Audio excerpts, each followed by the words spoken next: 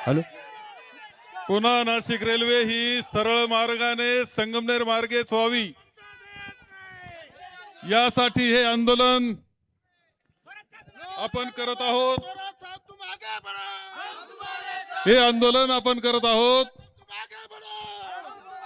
आपण हजारोच्या संख्येने सहभागी झालात. पहिलं तुमच्या सगळ्यांचं अभिनंदन करतो की हा लढा सुरू होत असताना शेवटी ही ताकद जनतेची आहे. ही रेल्वे या मार्गानेच व्हावी ही जनतेची इच्छा आहे आणि ही जनता यशस्वी झाल्याशिवाय राहणार नाही हे सांगणारं हे आंदोलन आहे. हे आंदोलन आता नाशिक विभागामध्ये सुद्धा होते, नाशिक भागामध्ये होते. सतीश तांबे तिकडे होते, त्यांना अटक करण्यात आलेली आहे आणि अटकेला घाबरणारे आम्ही कोणीच नाही. आमचा वारसा सगळ्यांचा स्वातंत्र्य सैनिकांचा आहे. काय कारण ही रेल्वेचं जे सुरू झालेलं काम आहे ते थांबवण्याचं कारण काय याचं उत्तर आपल्याला सापडायला तयार नाही. खरं तर पुन्हा नाशिक रेल्वे आपण पाहतो की मी सांगत असतो, कायम सांगतो की नाशिक मुंबई पुणे हा गोल्डन ट्रायंगल आहे आणि तो त्रिकोण जोडायचा असेल, सुवर्ण त्रिकोण जोडायचा म्हणजे पुणे नाशिक सुद्धा रेल्वेने जोडलं पाहिजे. लहान मुलाला जरी विचारलं, 5 वर्षाच्या बालकाला विचारा हा त्रिकोण पुरा कसा करायचा, तो सरळ रेषा मारील, तो आकडी तिकडे रेषा नाही मारायचा. अरे जे बालकाला समजतं ते तुम्हाला समजत नाही, केंद्र सरकारला समजत नाही. याच्यापेक्षा केविलवाणी अवस्था कोणती जाऊ शकत नाही. बरं, यात काम झालं नव्हतं असं नाही. अनेकांनी काम केलं, मेहनत केली, पाठपुरावा आम्ही सुद्धा करीत होतो. अनेक सहकारी आमचे की त्यांनी सुद्धा या विभागातल्या पाठपुरावा ही रेल्वे व्हावी म्हणून करत होते. त्या पाठपुराव्याला यश हे आलं. 2019 ला सरकार आलं, आम्ही त्या पाठपुराव्याला गती दिली. त्यावेळेस माननीय वळसे पाटील, माननीय अमोलजी कोल्हे खासदार, आमचा सगळ्यांचा आग्रह होता ही रेल्वे अशा पद्धतीनं झाली पाहिजे. त्या पद्धतीनं अजितदादा वित्त मंत्री होते, उपमुख्यमंत्री होते, त्यांना आम्ही समजून सांगितलं. माननीय उद्धवजी मुख्यमंत्री होते, त्यांना समजून सांगितलं. अनेक बैठका झाल्यानंतर अजितदादांना पटलं, अनेकदा पटलं का गडी कामाला लागत होता. त्या पद्धतीनं सगळ्या मान्यता, केंद्र सरकारच्या सर्व मान्यता या प्रकल्पाला झालेल्या आहे. याला सेमी हायस्पीड ट्रेन म्हणतात, गतीनं जाणारी. ही अशी होती की पुन्हा नाशिक जोडत होती असं नाही. अरे इथून ज्या ट्रेन धावणार होत्या त्या श्रीनगरलाही जाणार होत्या, चेन्नईला जाणार होत्या, कन्याकुमारीलाही जाणार होत्या.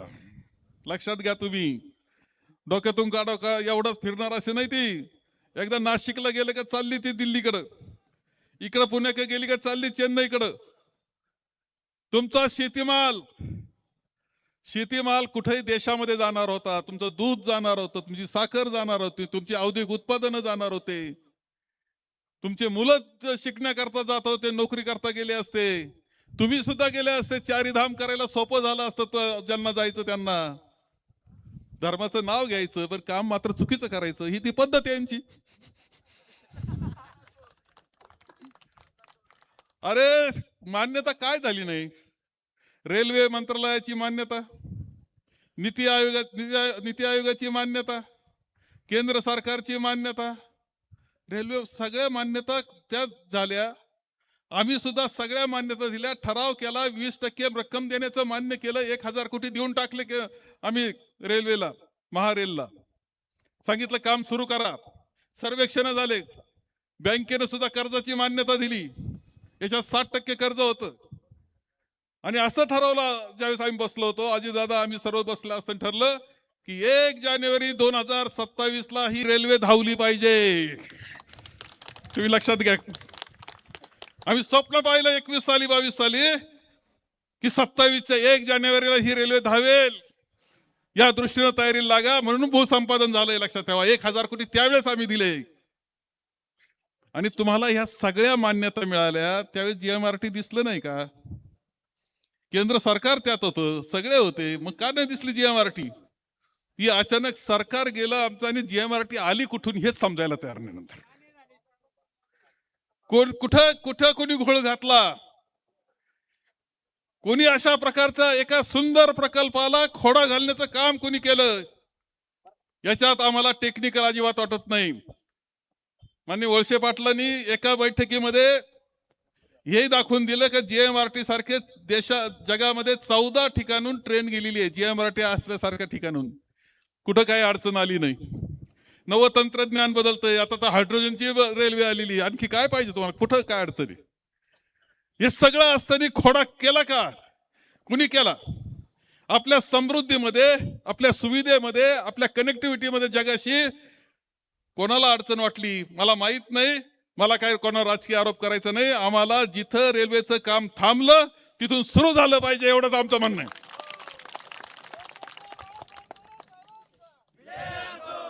आता कोणतरी म्हटलं साईबाबा मला होईल, आता साईबाबा एवढं लचप्याचं नाहीये. साईबाबाचा आशीर्वाद असं काय आशीर्वाद साईबाबाचे सगळ्यांवर असतात.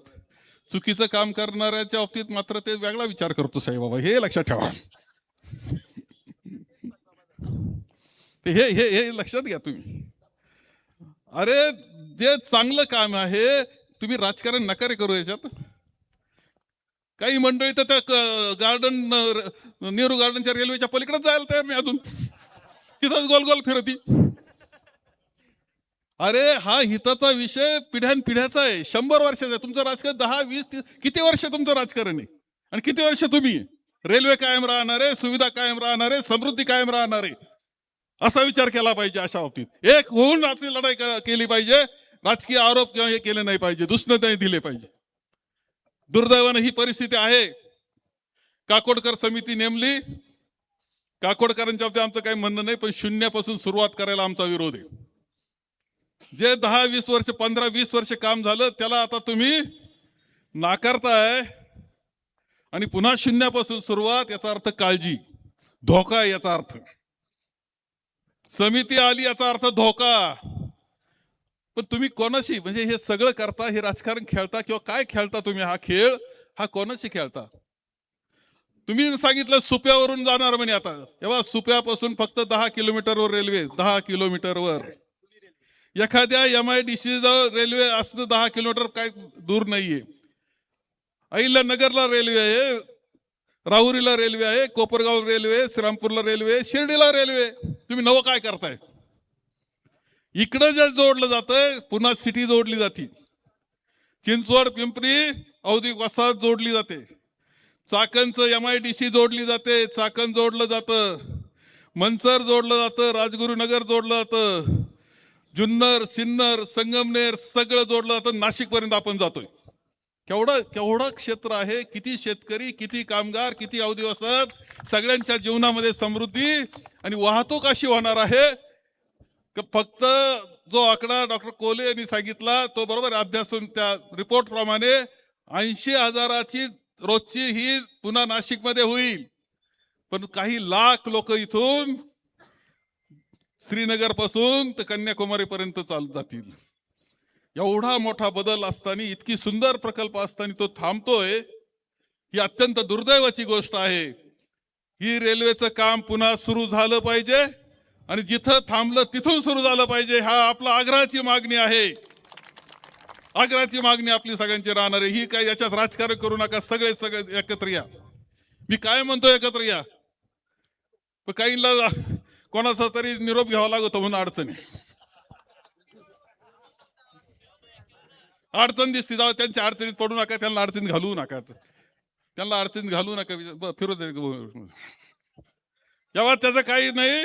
आपल्याला रेल्वे झाली पाहिजे, पुन्हा नाशिक रेल्वे झाली पाहिजे, आपल्याच मार्गे संगमेर आणि या विभागाच्या मार्फतच झाली पाहिजे. याचा करता ही आपली मागणी आहे.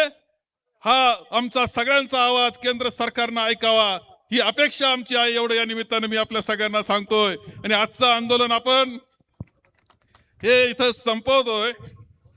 आपण हे आंदोलन संपलं म्हणजे असं नाही, सुरुवात केली आज आपण, असं लक्षात ठेवा. पुन्हा हा पुढं आज सुरुवात आहे.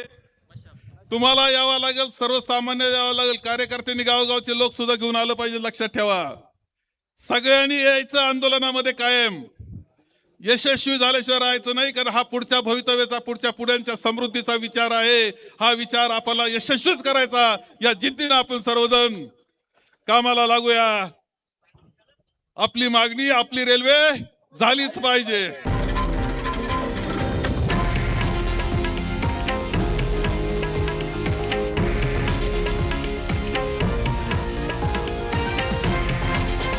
हे आहे देशातील नंबर 1 न्यूज नेटवर्क आणि आपण पाहत आहात TV9 मराठी, एकमेव.